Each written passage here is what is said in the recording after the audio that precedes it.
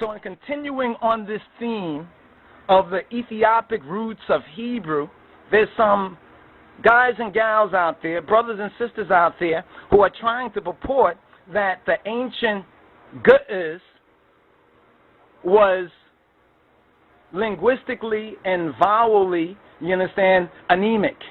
They try to say that there was no S sound, which they write as the letter E. They try to say there was no letter E. Well, first of all, the fidel doesn't mean letter. The fidel doesn't mean letter, no. Fidel doesn't really mean letter in the modern sense of letter as far as saying a consonant without a vowel or a consonant without a sonant. When we say the fidel, speaking of the GEEZ and the Royal Amharic or the Amharic, we are speaking of syllable or syllabolic sound. This is why there's not that confusion like there is in the Hebrew, where they have to add in, based on the ancient GEEZ, the nuka, you understand, which are the vowel sounds, the dot either above, the dot in the middle, or the dot at the bottom, or in the front of the letter, or the back of the letter. The Ashkenazis do it one way, and the Sephardims do it the next way. You understand? But that lie that people keep saying, that there is no sound or E sound in ancient Hebrew, they don't know what they're talking about. The first thing you should ask them, do you speak ancient Hebrew? And they'll give you some kind of, talk and everything. Say, this was the ancient Hebrew. You understand? Because it's bad Hebrew. That's why they call it real Hebrew. You understand? It is bad Hebrew because it does not have the nuances, you understand, that the Ethiopic syllabary or the fidel shows us is there. There are 7 tones or 7 sonants or 7 vowels. Once again, let's go over this because some people probably wasn't listening last time. There is the the U, the E, the A, the A, the I, the O, and that's the high ones. That's when we say the high ones, that is the, let's call that the feminine sounds. Now why are we saying the feminine sound? Because then you have Aleph or Alf, Aleph, which is the 1A sound. Then you have the Oin, and the Oin is the U, E, R, A, O. These are the sounds. You know what I'm saying? These are the real good sounds. So when you say that there's no letter E, well, there's no Latin letter E. That's given, but we are transliterating and translating. It's like when we write the E sound and you say Hebrew. No, it's supposed to say Hebrew. It's a short E sound right there. Actually, in the language, it's It's IBRAWI. Actually, it's because it's an ayin and not an alf a. Do you know that difference between those two? So when they say there's no E sound, that's wrong. When you hear people talking about, oh, this is ancient Hebrew, no, it's bad Hebrew. And we can give, actually, this is for some of the Hebrew Israelites and some others who, it's good that they're trying to go back to that simplicity.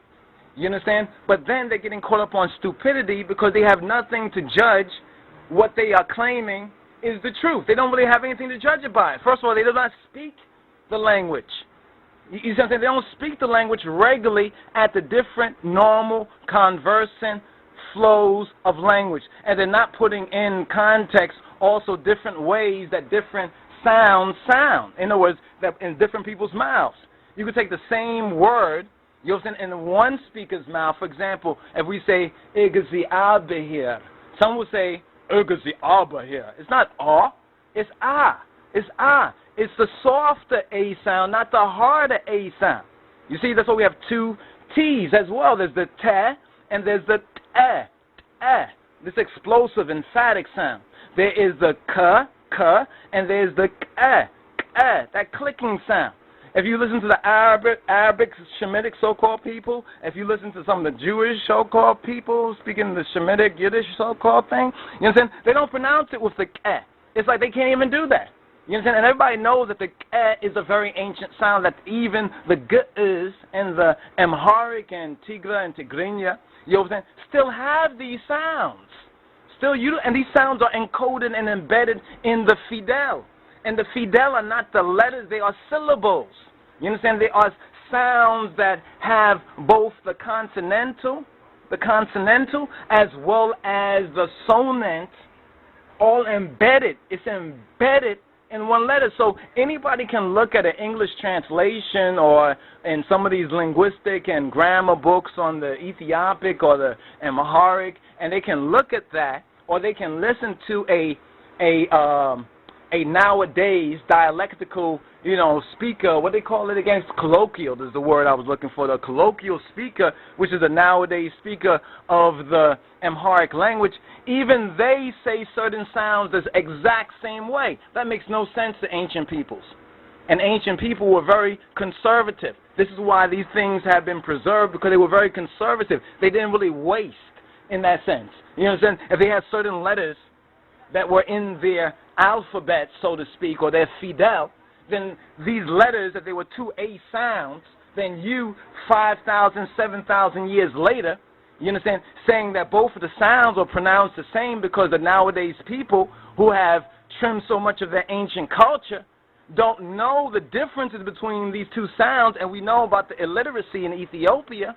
You understand? When we talk about the literacy, that a lot of people just spoke to speak, like people would do in any culture. Many of them wasn't fully educated. Many who were educated, you understand, over time these things got watered down. You understand? But it's very clear from a detailed study that ones who say there was no letter E, or really the S sound in ancient Hebrew, and then say that is actually the GEEZ, is wrong. They say, well, why don't you teach the real Hebrew, which is GEEZ? We are teaching the real Hebrew, which is GEEZ.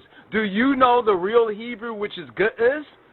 And if you do, well, then give us a sample. Can we give you just one or two sentences in GEEZ, and just give us a nabab or a word nabab of these two sentences, so we just know, at what point your elocution, you understand, really is. Your pronunciation really is. We're not talking about whether you understand exactly all the nuances. That's more scientific, but just something basic. So, no, give thanks for that, but when you start going and talking about that Isra or Ezra was actually Azra, you don't know what you're talking about. There are two different A sounds. There is Alf and there is Oin. Oin and Alf. Alf and Oin. What's the difference between Alf and Oin? What's the sound difference?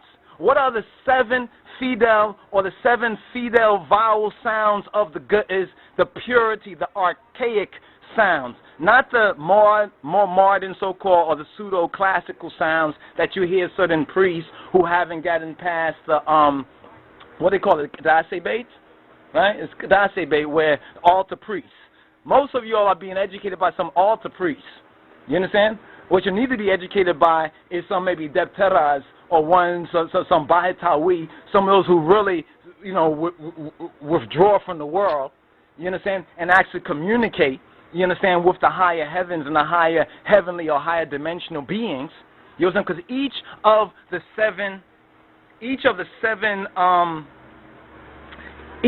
seven vowel sounds, and we don't even want to get too much into it, because then everybody going to like, ooh, ah. But each of the vowel sound bends light. Let's just say it like that. Each of the sounds bend light, just like a prism. It bends light.